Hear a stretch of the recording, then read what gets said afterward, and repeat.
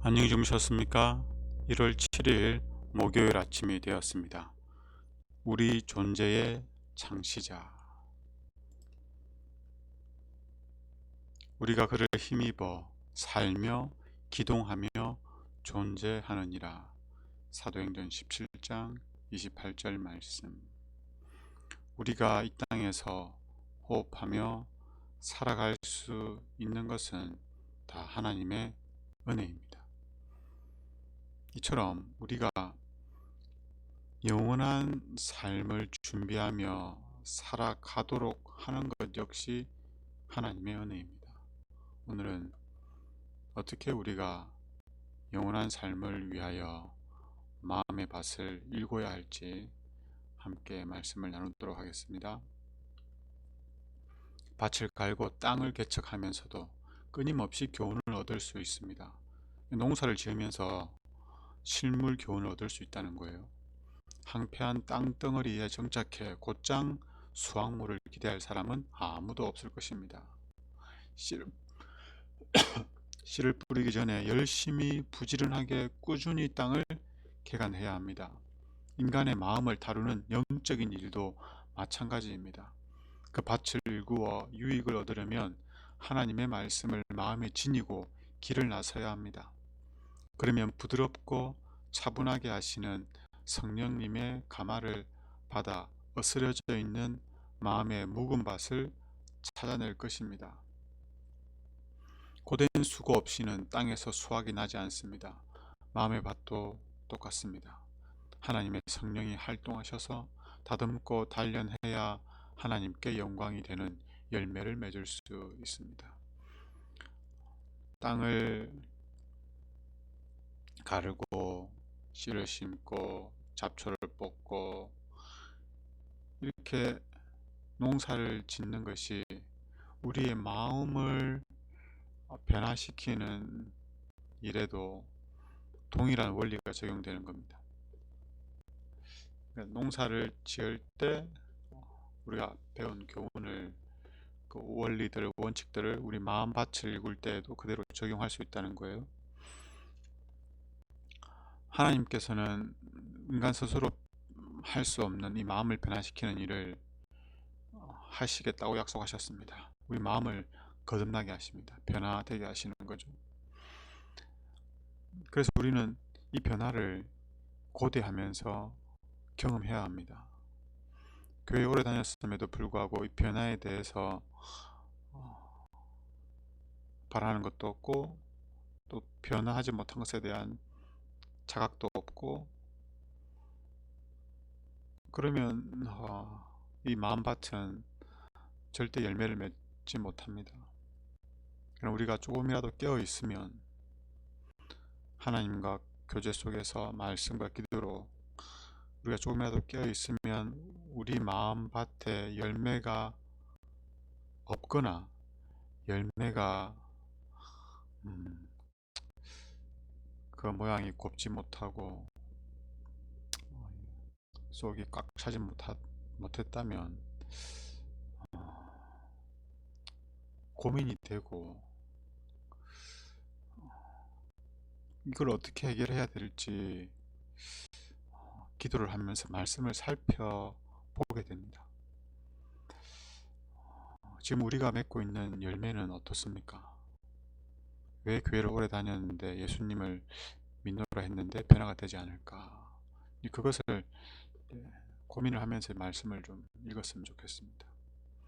마음밭이 그냥 변하지 않습니다.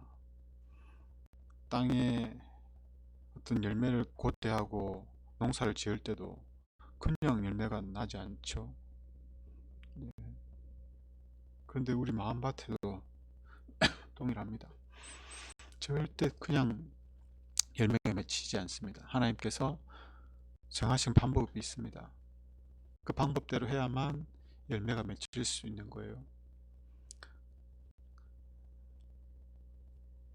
그것은 우리가 성령의 역사를 경험해야 되는 겁니다. 말씀을 통하여 예수님을 믿음으로 성령이 우리 가운데 역사하실 수 있도록 끊임없이 굴복하는 경험들이 있어야 됩니다. 마음 내키는 대로 작업한 땅에서는 수확이 풍성하지 않을 것입니다. 사려 깊게 매일 살펴야 합니다. 매일. 토지는 자주 깊이 갈아서 재배하는 종자의 양분을 빼앗는 잡초가 돋지 못하게 해야 합니다. 수확을 기대하는 사람은 이렇게 땅을 갈고 씨를 뿌려야 합니다. 그러면 아무도 들판 위에 서서 실망스러운 결과에 한탄할 일이 없습니다.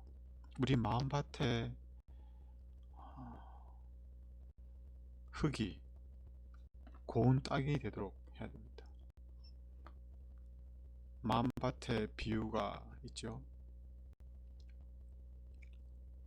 돌밭, 길가, 가시밭, 그다음에 좋은 땅이 있는데 우리 상태가 어떤지를 이렇게 비유로 말씀하고 있는 겁니다.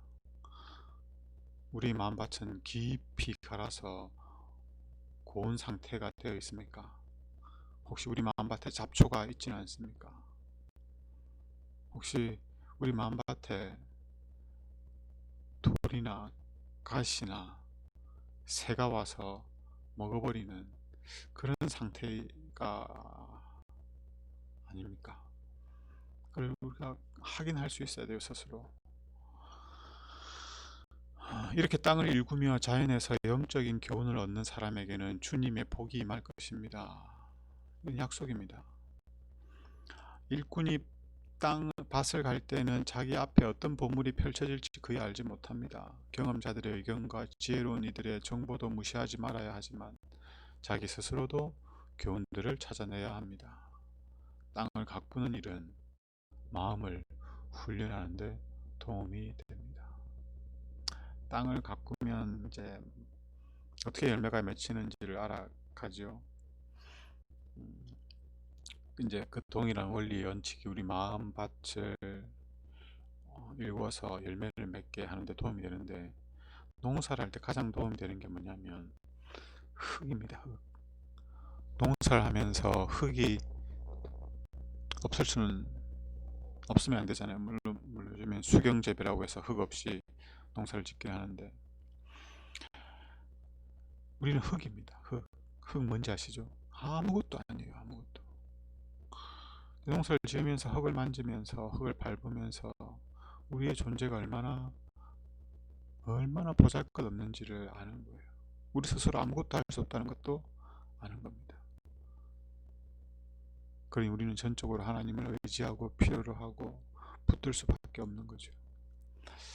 싹이 움트게 하는 분, 씨앗을 밤낮으로 돌보며 자라날 힘을 주시는 분은 우리 존재의 창시자인 하늘의 왕이십니다. 네. 사람은 씨를 심을 뿐입니다. 그 다음에는 이 씨가 자라게 하는 것, 열매 맺게 하는 것은 다 하나님의 능력에 의한 것입니다. 그뿐만 아닙니다. 온 우주가 그런 거죠. 지구가 그냥 도는 게 아니에요. 태양이 빛을 발하고 열을 비추는 게 그냥 되는 게 아니에요. 그거 다 하나님의 은혜의 손길에 의한 결과들이에요. 당연한 것은 없습니다. 다 하나님에 의한 것들이에요. 그분은 자기의 자녀를 위해서는 훨씬 더 극진한 관심과 흥미를 기울이십니다.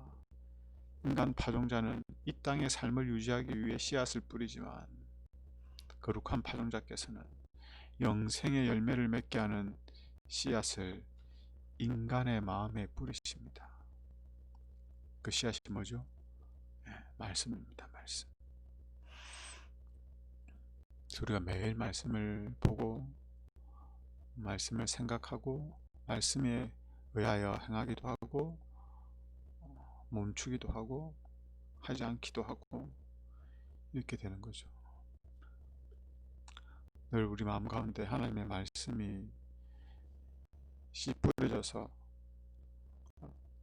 자리를 차지하고 또 그곳에서 열매가 자라나면 좋겠습니다.